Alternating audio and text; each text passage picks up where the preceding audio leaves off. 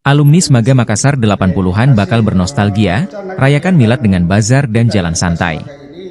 Ikatan Keluarga Alumni, IKA, SMA 3, Smaga, Makassar akan menggelar jalan santai pada 3 November mendatang.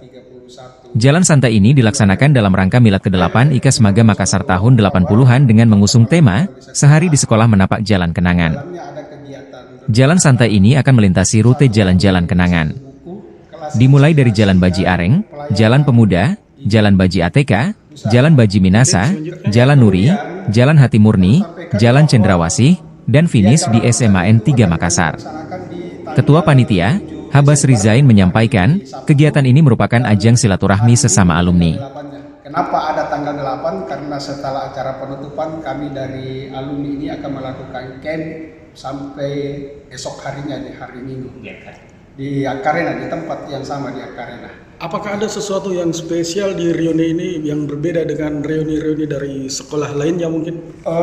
Tetap ada yang kita anggap bahwa ini adalah sesuatu yang baru, sesuatu yang spesial. Karena biasanya di setiap kegiatan reuni itu hanya acara seremoni atau acara ramatama, tapi kami punya konsep outdoor.